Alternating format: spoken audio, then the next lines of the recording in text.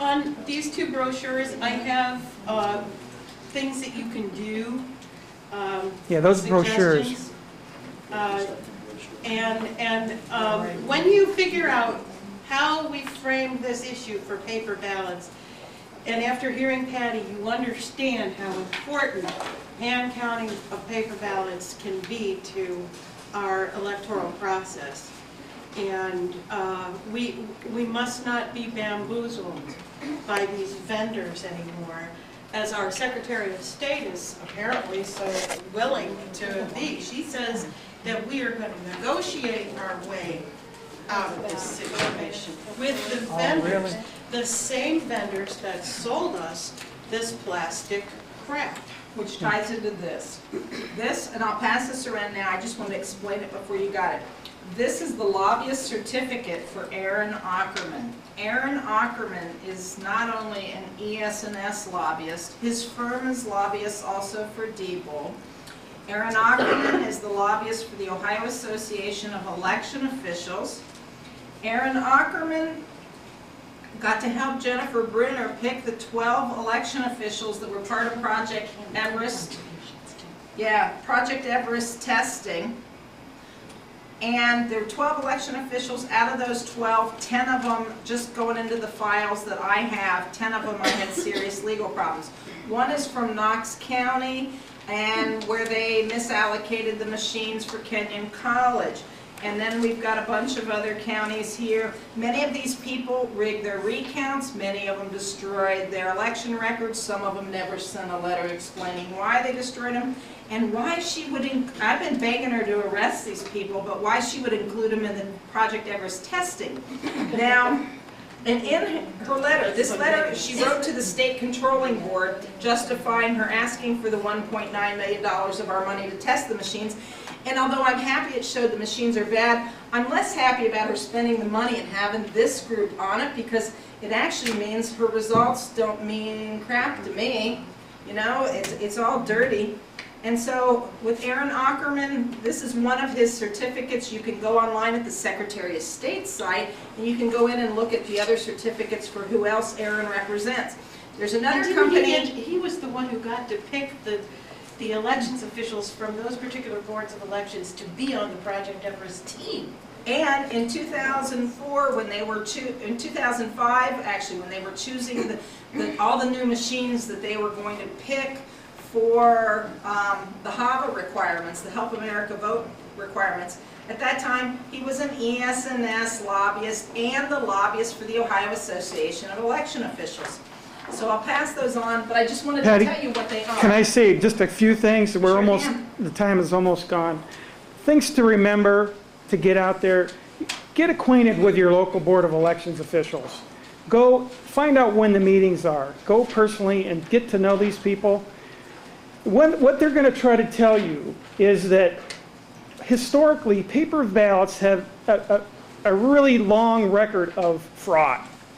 This is true. Every election has had fraud. But would you rather have undocumented fraud? Right. Fraud that's not ever detectable? I mean, I personally would much rather see a bunch of documented fraud than I would not even have a clue that anything's ever happened. Alleged fraud, there's a big difference between a ballot of record, which is a paper ballot, and an electronic ballot of record. I'm sorry. You cannot audit an electronic ballot. I mean, you could punch somebody in the nose if at the precinct if they start doing funny things with your ballot, but you can't punch a glitch or a computer software engineer. I mean, this has been since in the early 90s. The computer experts and academics have warned these people.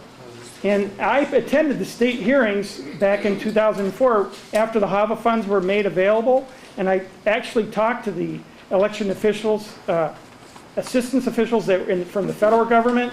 They were not funded to find out research for the best practices. All I'm trying to say is this isn't an accident that the machines were put there. They were there by design, and they're not to be trusted.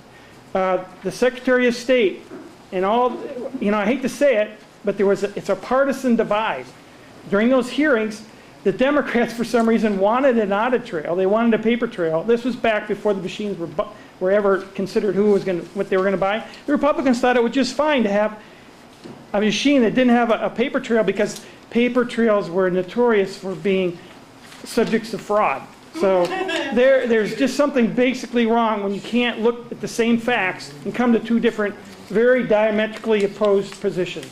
There's something very fishy about that. So that's what I have to say. In Pennsylvania, so that you know and have pity for our neighbors, Pennsylvania has the paperless DREs, and they need our help, so if you're able to assist them in any way. The Ohio Association of Election Officials, there's some really important things to know there. I've requested in December from Matt Damschroeder, he's the director of the Franklin County Board of Elections, and Matt Damschroeder also last year was the president of this association. The acronym is the OEJC. And I requested financial records, their budgets, and I requested the list of officers for it from 2000 through current, and if they had any written history on the group and how long it had been in existence. The only one of those things that he would answer was that the group had been in existence about 30 years. That was it. So we have a new president in, Shannon Leninger from Ashland County, who's your deputy director here. I've made the same request of Shannon in January. Shannon wrote back to me that she had been advised not to answer any of those questions. I wrote back to Shannon and asked for the whole full paper trail of who advised her. Did they do it on the phone? Did they write to her? You know, how did they do it? And I don't know that I'll get those, but it was a fun letter to write. She has to answer you by law. Well, I'm dealing with reality, will she? But these guys are going to teach me how to get those answers, so I'm happy. Okay, so from there, though, there's important things for you to know. I've started requesting records from several of the counties. I have them from Montgomery and Claremont County. Montgomery's records, I've analyzed the data further, so I have some figures off of that. Twice a year, these election officials go to conference, okay? When they go to conference, it's 4 days, generally, sometimes 3. When they go to conference, they're on our salary. They're being paid out of the county commissioner's budget. We pay for their hotels, and they stay at the Hyatt and the Ritz, okay? We pay for their meals.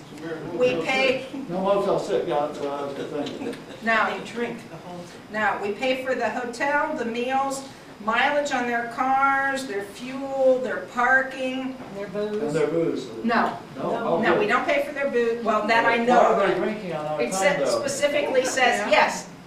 Yes, they are. Okay? Before they go to conference, the election officials solicit gifts in their counties to bring as door prizes at the end of the days, that they're giving out a few prizes to try and get people to show up for the meetings at the end of the days. Some of those prizes come from the vendors of the election machines, and some come from other counties, boards of elections. And another thing within the Ohio Association of Election Officials of great importance is that they also pay membership dues. Now, Montgomery County paid $720 in 2007 in dues. They also, 2007 and 2006, the records I have so far cover just 3 of the 4 conferences they would have gone to. They spent almost $13,000, not including their salaries for their hotels and stuff. That is taxpayer money out of the county budgets. That's just one county. That doesn't include their membership, which would push them up. You know, we're coming up closer to 5, you know, other things, and there's a conference missing. So we're probably going to be at like $6,000, that one county alone. That I've found so far. And as I keep digging, I'm pretty good at knowing what else to ask for, what else would be missing.